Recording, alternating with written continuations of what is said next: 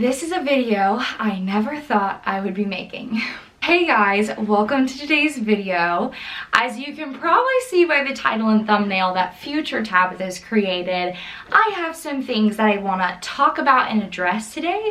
I am excited for the fact that YouTube is a thing and I have the opportunity to be able to kind of share my heart, but at the same time I also am so sad that this is even something that I am filming, but I think that it's going to end up having a great outcome, and I'm excited to be able to share more about the life of being a hamstery owner and answering probably some of the questions that you guys have if you saw this Facebook post.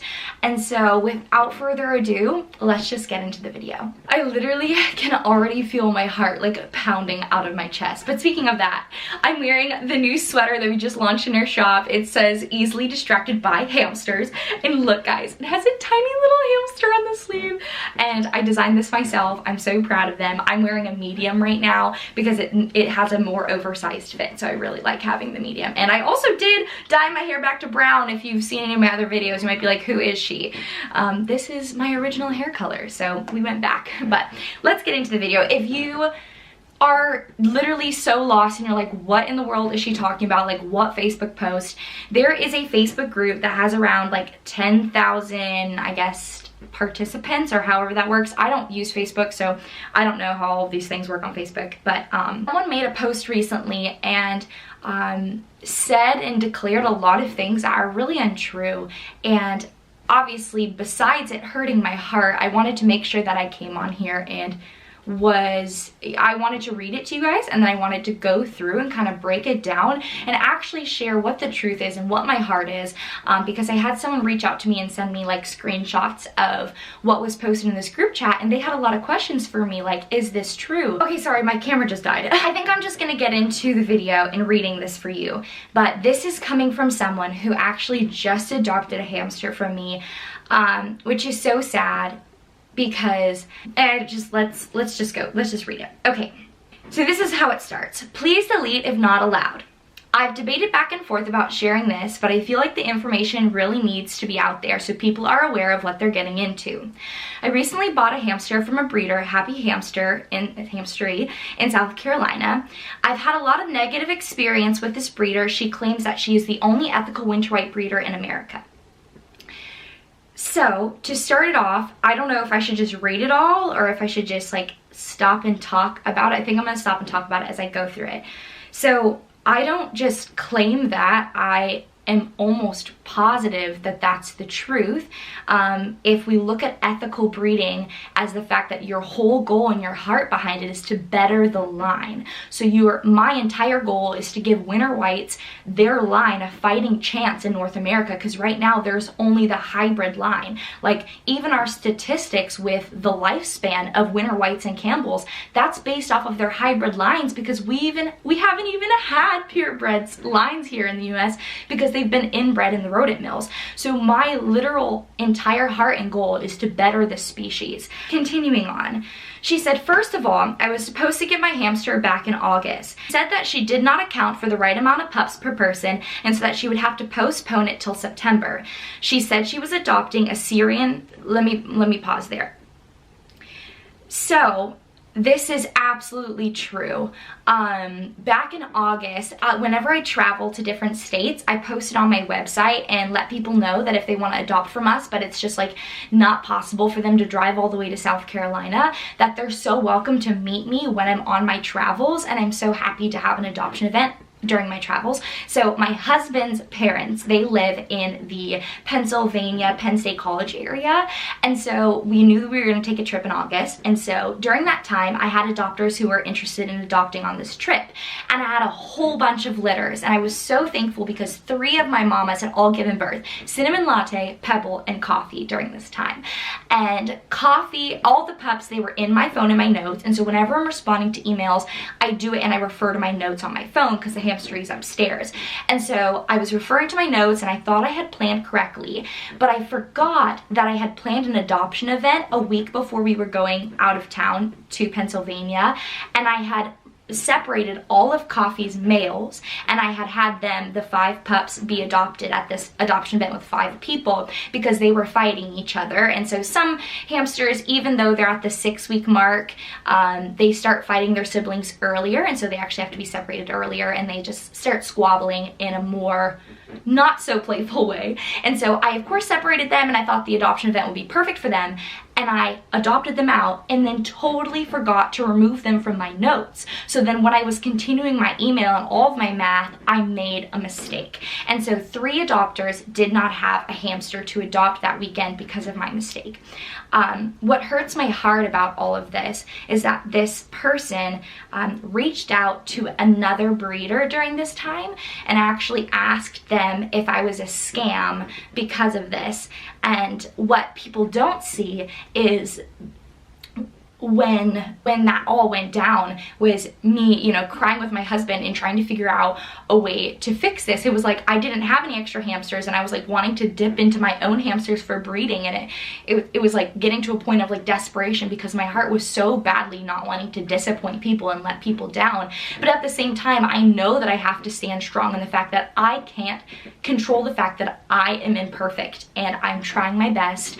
And so I sent an email and I apologized as much as I could, and I explained the situation, and I made an effort to then say, you know what, I am thinking about adopting from Poppy Bee, who is in Virginia, and I'm happy to make this trip to adopt from her and actually make a second trip all the way, which is actually what we just did 2 days ago, which I'm so thankful that I was able to adopt a Syrian. I've never had a Syrian before.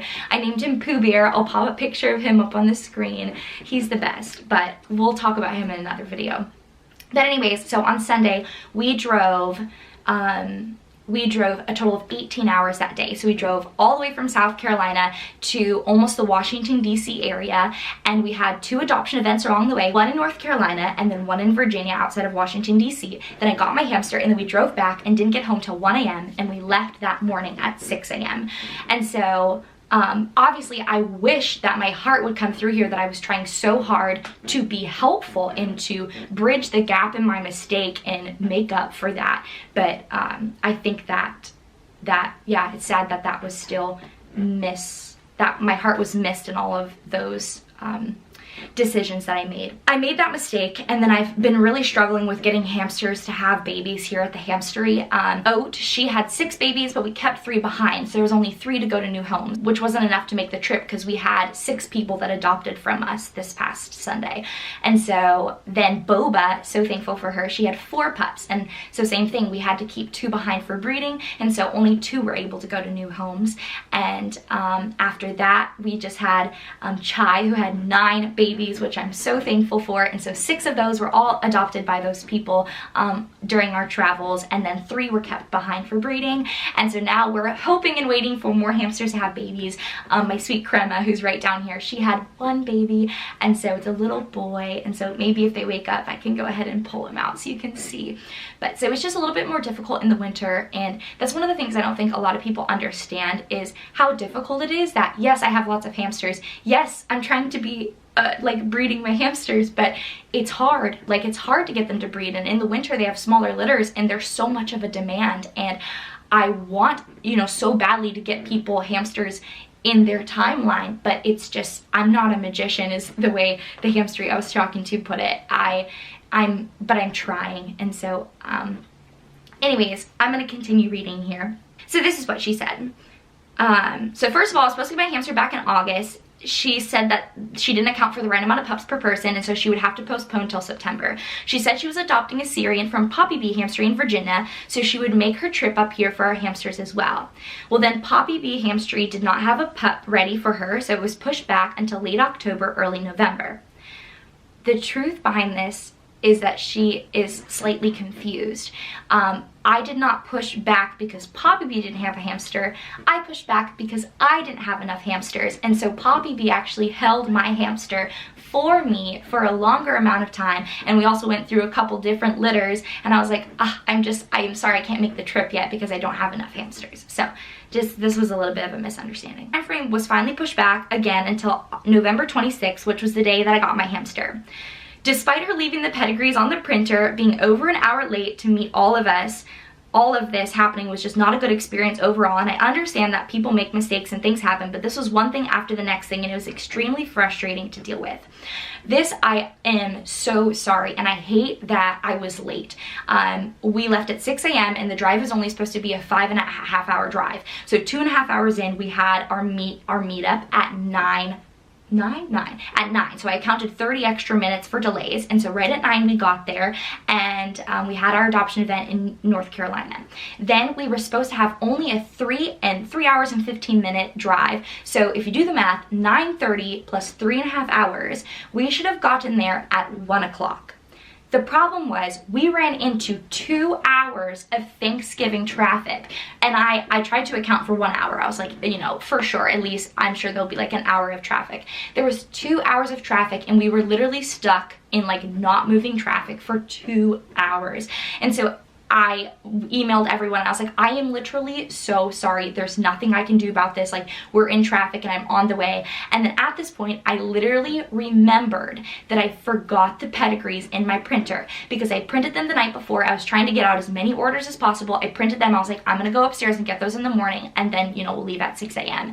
And with just trying to get out of the house and get all the hamsters out, I forgot them. And so I told them, like, I'll be mailing you guys a copy with everything signed, and then I'll email you sooner a formatted copy so that you have it via email sooner. And I apologize. I was like, I know that this is one of the most important things, and one of the things that I know is most important when you adopt from an ethical breeder, that they have their pedigree. I even have a whole video about it of saying, like, I don't know which side it pops up, but I'll put it up on one of the sides here, of like the importance of when you adopt from an ethical breeder, make sure that they have a pedigree, because that's so important. It shows that they're being honest about who's being bred with who, so that they're keeping track and they're not just doing a bunch of sketchy things.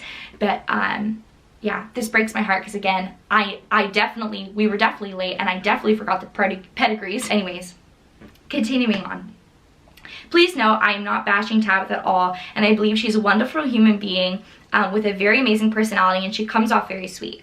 This was really, I really appreciate that, and I don't think that she's trying to be mean. I hate that I have made things frustrating for her, but one of the things I definitely thought was hilarious was some people sent me screenshots of the different comments that were on this Facebook post, and a lot of people would just be like, yeah, blah, blah, blah, and agreeing with her about stuff, and then they'd be like, but Tabitha, she's such a nice person. She seems so nice. She seems like the nicest hamster breeder, blah, blah, blah, and I'm just like, well, at least I got that going for me. Anyways, continuing on. Originally, I wasn't going to make this post just about the frustrations of getting this hamster, because I understand things happen. However, when we were all standing around her getting our hamsters, she was answering some questions, and she advised all of us when we first get our hamster to put them in a bin with little bedding, food, water, and enrichments, and no hides, and to wake them up and bother them several times during the night to get them used to us. So this part makes me frustrated, because this is not at all what I said, not at all what I stand for. I literally have an entire online course that I require my adopters to take in order so that I know that when they pass the 100 question exam, that they are equipped with the knowledge and actually took the time to absorb the knowledge to be able to apply that to their future hamster. So with saying that, this makes me frustrated. This was taken fully out of context, and it is something that I share at every single adoption event, and I do stand behind what I said, but I did not say that. So let me go ahead and tell you guys what I do say and what I did say. First of all, it is very important to overfeed your hamster in the beginning when you first get them.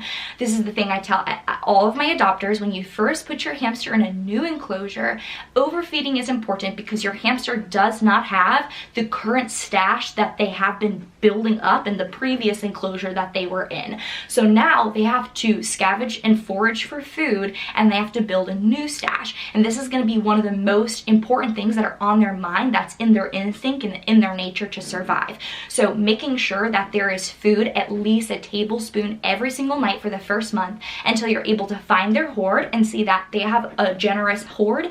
Then you can do a teaspoon every night, or a tablespoon every other night. Some people like to keep a routine of feeding their hamster every night because then their hamster can begin to wake up at that same time every day. But some people just want to feed their hamster every other night, and you can even do a salad on the in-between nights with some veggies you have in your fridge and so on and so forth. So that's the first thing that I always say. Second, I say for the first 2 to 4 weeks, I recommend putting hamsters through what I call boot camp. Boot camp is where you put your hamster in a tote that is still within the recommended requirements of the 450 square inches. Now, all of the hamsters here at Happy Hamstery, they have an enclosure. Maybe I can pop some pictures on the screen so I don't have to move my camera, but they have enclosures that are over 800 square inches of floor space. I use the Target bookshelf, 5 bookshelf, whatever things from Target, and I laid them on their side and I DIY'd it with my husband. We bought glass from Lowe's and we made all of these enclosures in here. However, whenever I have a pregnant hamster or a hamster who is needing to be monitored, they go in the same tote, a 450 square inch tote. This is so I can move them around. I'm able to monitor them at all times, and I'll get into that in just a second. So I recommend them for boot camp, putting them in this tote and doing this for 2 to 4 weeks. I recommended having 2 to 4 inches of bedding, and that for the first 2 to 4 weeks, it's very important that you are constantly aware of the development and the growth of your hamster's health, as well as helping them to face the fears that they might have, because everything, especially hamsters coming from me, everything's gonna be new to them. This is the first time that they're going to be apart from their siblings. This is the first time that everything is going to be new to them. Nothing smells the same. Nothing sounds the same. Everything in their surroundings is different, and that can be really, really, really scary. There's been stories that hamster owners have put their hamsters in like the large IKEA detox for the first week, and they felt like they didn't see their hamsters enough, so they moved their water and food to the opposite side of the IKEA detox to help them to come out more, and the hamsters died because they were so afraid of coming out to the surface because it was so unknown to them, and they came from living in a smaller environment, and they had the support of their siblings and their parents with them, to a larger parent, singular, not the males, but to a larger environment. And so that is not at all the experience of any hamsteries from my hamstery, but it's something to be aware of, and is the goal that I'm trying to help my adopters to understand through boot camp. So let me recap. It's important to overfeed. I recommend putting them through boot camp where they're in a tote that is still within the proper requirement, but has 2 to 4 inches of bedding. I say to not clutter the cage to the point where, and I said minimal hides, not no hides, less, in order to make the experience of when you are checking on them to evaluate their weight, to make sure that you're helping them to overcome their fears. All of those things, if you have minimal clutter in the enclosure, it's going to help them to not be as stressed out when you're trying to find them to do nightly health checks, which you should be doing on your hamsters. This is very important in the beginning. Something that I was talking about with another hamstery is that she was telling me that hamsters often lose weight after being adopted for the first week or so, and then they begin to gain weight back. When it comes to hamsters, it makes sense that there's such a drastic change in their environment, and it's good to keep an eye out on your hamster's weight. And so I love that, and that's anyways the heart behind that boot camp for those 2 to 4 weeks. The other side of it, I specifically said to include extra enrichments due to the fact that there's minimal bedding in the beginning of this. This, again, because the pup is still so young, everything is still new to them. They're still learning how to dig. This is going to be their first time that they're running on a wheel, because I don't have a wheel with them and their siblings, because it can be dangerous with fighting, and also I view it kind of as a TV. I find that there's so much more they have to learn with interacting with their siblings, beginning to understand and like watch how their other sibling drinks from the dish or drinks from the water bottle, and they learn that way. And so this is the first time they're on their own. They have so much to learn still. And again, so this is talking specifically from getting a hamster from a hamstery that is still on that younger side. So anyways, I think all of this, again, was taken out of context, and maybe I didn't do as well explaining it as I normally do. We were outside in the cold and it was beginning to rain, but I thought I got through all of my points. Something my husband has kind of recommended that I do, which I think I might take on from now on, is like writing it all in a typed format so that I can give everyone this packet, and then I can kind of go over the packet, but then everyone still has it to kind of refer back to. And so I think that might be a great idea. And again, I am always open to growing and learning, and I want to better myself. I'm in this because I want to do something to change the world. You don't make money. You don't even break even specifically with ethically breeding, especially when it comes to having to start something and pave the way of where I'm an ethical breeder of a species of hamster that we didn't have in North America. So I had to actually pave the way and import those hamsters to the US. But let's go ahead and continue on. Her cage minimum requirements in her course and on her website are underneath the standard minimum of 100 by 50 centimeters. So I think what she's saying here is in this group chat, or in this Facebook group, they recommend the 800 square inches of floor space. I always learned the 450 square inches of floor space. When I learned probably like a lot of you learned, and they were from Victoria Rachel's videos. That was something when I found one last year at the beginning of the year, and I found one and I realized how much I was doing wrong. That's my whole story, is I wanted to adopt from an ethical breeder. I looked them up. There was not a single one to be found. So that February of 2022, my husband and I, we decided to import purebreds from the UK, and that was what began our journey. And so during that time was when I was working on the online course, and that was the minimum requirement that I saw that people were recommending. And so I didn't even know that there was a higher recommendation to adjust that, and I think that that's necessary to always improve your care. I'm new to this, just like everyone else, but I'm trying, and I'm trying to do the best I can, and I'm trying to be the change in the world. I literally created an online course as a hamstery. I hope that counts for something. And she says, and for the cherry on top, this whole thing, I've attached this really uncomfortable video that she posted on her TikTok. So by the way, I don't really have TikTok.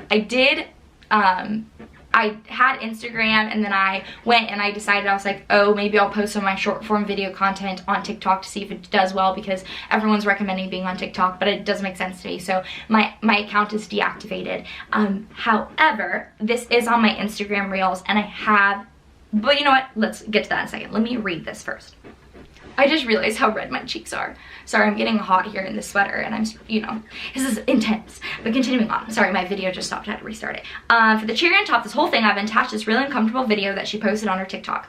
I have given her a lot of money because between the hamsters, buying several boxes and tons of add-ons and things, and like that, trying to support her. I'm not sure we'll continue to support her, and to each their own, but I felt when people needed to understand what they're getting into with a specific breeder if they choose to go through the breeding process. And so she attached this video. It's a video of one of my hamsters. She was climbing up the side of her enclosure between where the water bottle and the side of the tote is, and so she literally is up there, and as I'm filming the video, I could not believe my literal eyes. I grabbed my phone, I start filming because I could not believe she was literally trying to escape right in front of my eyes. I filmed it, and then she jumped straight away once she got to the top, and that was not something that I was expecting. Most of my hamsters are pretty timid when they're over a platform or when they're being held, or when I have them, like, I let my hamsters like run on the couch when I'm with them, and she jumped straight away, and I didn't have time to catch her. But once I had this video, I definitely was like, you know what? This could be something that would be amazing for people to know, that hamsters are able to escape if you put the water bottle too close. So if you read my post, which I deleted it now because I can understand, which I'll get to in a second, how it's coming off wrong. But what I was intending to hopefully portray was, I knew this audio was trending, and I knew that if people, because a lot of people who start changing their care to proper hamster care, if they don't have the help of their parents, or they don't have access to a certain cage because stuff is shipping, or they're getting supplies still to build a proper cage, that a lot of people start with a bin enclosure because they have totes around. And so putting the water bottle too close to the side will cause a hamster to be able to escape, which is something that was super new to me. I had never experienced that before. And so it was supposed to be something that was supposed to be educational, and at the same time I knew would do well because that audio of dumb ways to die was trending. But I never wanted it to be something that was insensitive or me making light of something. I was talking to someone, and they were saying that some people just don't realize that hamsters do dumb things, and that is not for me to say that I was trying to make fun of or say that this is okay. What I was trying to do was the opposite of bringing awareness to it, but I can see and I take full responsibility that this came off completely wrong. That was not my heart, and that hamster, a lot of people were upset because she was supposed to be a pregnant hamster, and that's why she was in a bin enclosure, is because again, she's for monitoring, so I can weigh her every single night, and so that when I scoop her out of the enclosure, she's not as stressed out, and so I'm able to scoop her and find her easily to continue the weighing process to see if she gains weight, to see if she's pregnant.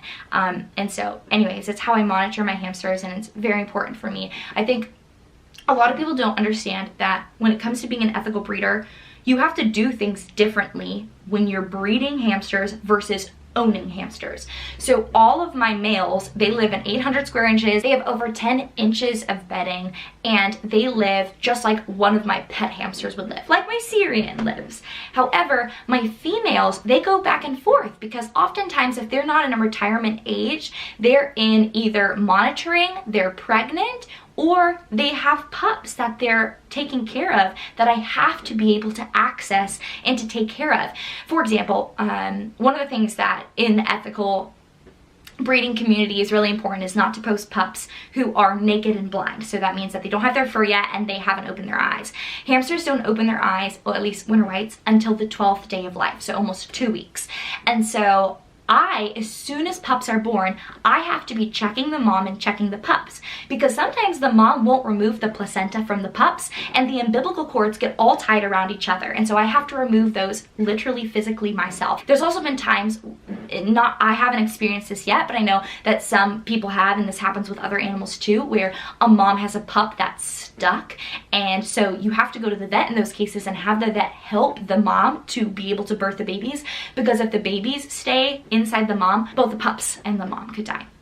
And so anyways, I realized that one of the things I didn't respond to or cover before I conclude all of this. First of all, let me just say I am definitely sorry for posting that TikTok video and it being something that came off wrong. That was not at all my goal, and it's so hard when you kind of have to walk on eggshells being an ethical breeder, which maybe that's what I signed up for, and that's fine. I just have to find a way to do it. But I'm new to this. Like, I'm only a year in, and I just have to be careful, I guess, what I post, and I understand that, and I understand that I'm supposed to be an example, and that's definitely my heart, and I'm trying. I don't know if you guys follow me on Instagram, but you probably have noticed that I've stopped posting short, like, reel content, because I find that that stuff just gets taken so out of context so often.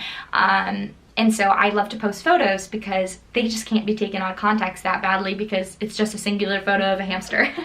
And so, but even in those things, like I've posted hamsters, and you know, you post pups and they're together and people are like, you're not supposed to house hamsters together. And I'm like, oh, you just don't understand. You don't understand. But anyways, something that when I first joined the hamster community back last year when I was beginning my breeding journey, I remember thinking, the hamster community is so beautiful. There's this whole other world of people supporting each other and coming together about something that's so quirky and nerdy that anytime I tell or reveal to anyone, like we just had Thanksgiving, so I went to Thanksgiving and I was telling people about the hamstery and our hamster and me boxes, and people thought I was, you know, kind of like, it's just kind of weird, you know, and if you don't get it, you don't get it. But if you do get it, it's so cool to be able to share that love with someone who understands.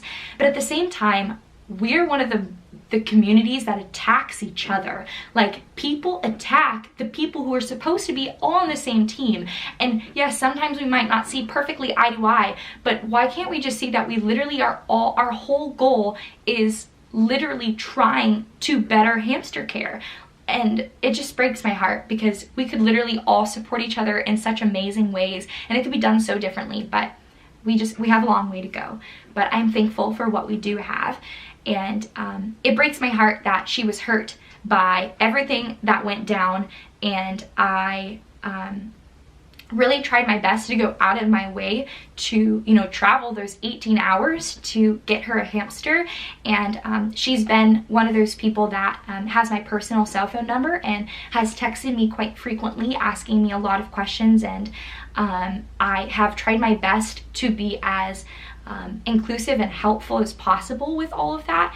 But I think the thing that bothers me the most is, if you really want to make a change in the world, why post about something in a public group where all of these people can see it instead of going to the person who has the power to change it, like coming to me and telling me all of the things that you're frustrated about and concerned with, and coming to me about it, because then I have the opportunity to do better and change. Like there was the one person who sent this to me. I'm so thankful for you. Like you took the time to share with me that you were worried and sad and frustrated at me based off of what was posted about me, and that made you upset, and you had the time to listen and to hear me out, but also to let me apologize, and you gave me feedback.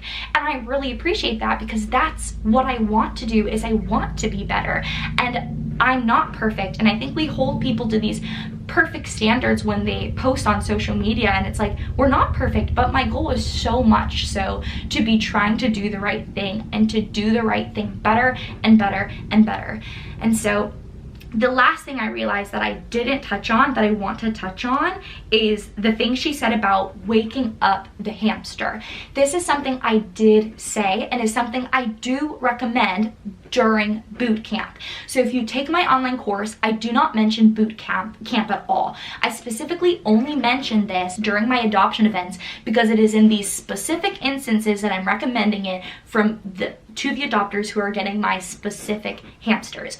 And this information that I tell them, I guess, well, now I'm telling everybody, but what I tell people is that during those 2 to 4 weeks, when you are going through and you're feeding them and you're doing those health checks, you need to wake up your hamster. You have to help them to overcome the fears that they naturally, instinctually have to hide to protect themselves. And what people don't realize is in the long term, you're actually helping your hamster's health. They could potentially live longer because you are helping them to face their fears, to recognize that you are not a threat, and then they will then live a happy, long life, stress-free, knowing that the person who they hear all the time, smell all the time, and have feeding them all the time is not a threat to them, but is their friend. And that during those 2 to 4 weeks of boot camp is so important. And it's also so important to monitor their health, to make sure they're eating, to make sure they're drinking. And so anyways, that was my heart behind it, and it was something I explicitly clarify, or at least I tried to clarify, that this is not something I recommend doing for forever. These are for those 2 to 4 weeks of boot camp, and some hamsters, they do really well in the 2 weeks and you can be done at 2 weeks, and some hamsters need a little bit longer. Like if you have cats or dogs and the smell of something that is a little bit predatory and is a little bit scary to them, they might take a little bit longer to recognize that they are safe when those scents are around or on your hands. And so sometimes it takes hamsters 4 weeks, but I say once you can see that change, like for 5 to 7 days, that you've had positive interactions with them, they don't run from you, they maybe walk into your hand, they're having positive interactions, then you know you can put them into their larger enclosure with the proper amount of bedding, and that they'll feel safe, they'll come out and eat and drink water, and that it's going to be better overall for the rest of their hamster life. So if you have questions or comments or even feedback that you'd love to give me, I would so love to hear it. You're always welcome to email me or DM me on Instagram. Some people have told me though that Instagram won't let people DM me unless I follow them, so just let me know I'm not following you by emailing me or something, and then I'll follow you, or comment. Then I can follow you and you can DM with me, because I love to talk to you guys. It's so cool to be a part of this community, and I truly take it as an honor and a privilege, and it's something that I never knew in my life that I would love and would not want to live without. And so when I get stuff like this, it just makes me feel, I know she was saying she's just not trying to banish me, but that's what it feels like, is it feels like being thrown out of something. And there was just different comments about how people said like there's just like no ethical breeders in the community in the US, like all of us, we're not ethical breeders. And so it's like the opposite of that is backyard breeders. Like you're calling us backyard breeders. Like why would I spend that much money to import hamsters to be a backyard breeder? Like I'm not perfect, but I'm trying so hard, and I wish people would come, and I wish they would come to me and help and give feedback and be like, you know, here's where you're missing the mark. Like I wanted to share this with you because you asked for feedback. Like that's what I'm doing today. And I think it's just been hard. I work a full-time job. I teach circus arts. So I teach the sling, the aerial silks, the lira, but it's the hoop It's called a lyra, the trapeze, bungee, etc. And so I teach these things, and I'm an aerial director over a studio that has dance and aerial. So I'm over the aerial side, and I get to write 3 different shows a year. I have almost 300 students, and it's a blast, and I love it. And it takes a lot of time. And with saying that, I get home from work 9:30, 10 o'clock at night, and so I come up into the hamstery and I try my best to breed the hamsters. You know, I try my best to get back to everyone and answer emails and pack boxes, but I'm not perfect, and I'm another human that is trying hard to learn as I go. But I also know that I am comfortable apologizing and saying I've missed the mark. And so I'm sorry if I've hurt anyone. I'm sorry if I've offended anybody. That's not my intent and not my heart. Hey guys, editing Tabitha here. I just wanted to pop on before the end of this video, and I kind of wanted to update you guys a little bit. So I actually reached out to the person who posted this Facebook post, and I wanted to message them prior to uploading this video because I just thought I don't want to be like a middle schooler and just be like, we're all talking about each other behind their back, you know, and not actually going to the person. So I did reach out to them, and I sent them like a little bit of a voice memo, just pretty much, and apologized for the things that hurt them and frustrated them, and then also told them that I like wish they would have like come to me because I really would have liked to know, and it would help me to be better instead of posting it to people, you know, that like I'm not even in that group chat, so like I can't see that, or Facebook group, whatever.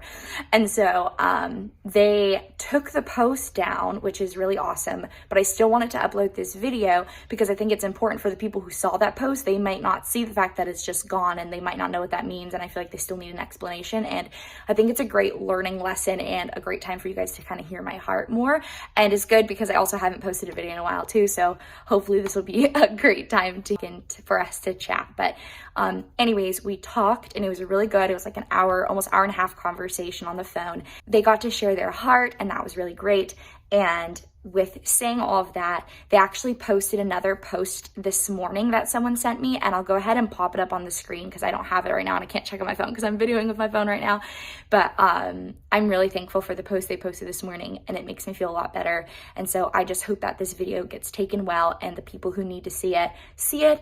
And I hope that the other people in that group that have been kind of hating on ethical breeders in the US, that maybe we can like move forward in a positive way, and that they can reach out in a way that is helpful instead of hurting people who don't have the care standard that they wish they would have, because that's just, it's not helpful. It doesn't help us move. Like, if we really think about it, care is going to continue to evolve for the next however many years we're alive, right? The next, like, let's just say 80 years. Like, it's going to continue to evolve, as it should. Sorry if I'm quaking here, I'm not holding up both hands, but it's important that it evolves. And so I think it's important that we adjust the way in which we handle those situations, because we want to be helpful and not hurtful.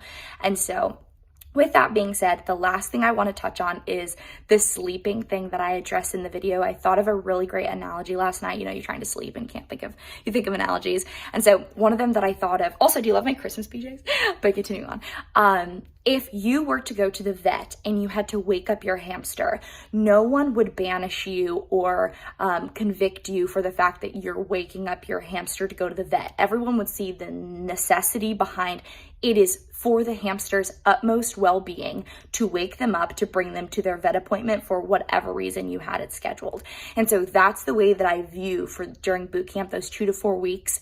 I view that of the utmost importance for the overall well-being of the hamsters that are being adopted from my hamstery. And so I hope that makes sense, as well as understanding that when minimal bedding is being allowed in those first 2 to 4 weeks, they're coming from having that. So it is not something that's being taken away from them. This isn't like a hamster that's being adopted from a pet store where they've had negative experiences with humans and their parents have had negative experiences. They've had positive experience with an ethical breeder who's been holding them every single day, hopefully. And with that being said, it's different. Everything's different, and things sometimes just you don't see the full picture. So I hope that kind of helps, and I think I'm going to stop talking now. So back to you, other Tabitha. Thanks so much for watching. I hate that I had to even make this video, but I think it was necessary to just clarify and show everyone that I have a heart behind everything I do, and I'm sorry that sometimes that it doesn't come off the way that I'm trying to intend for it to come off. But anyways, I hope that you have a great day, and I hope you have a happy holidays, and I will hopefully see you soon in another video. Bye!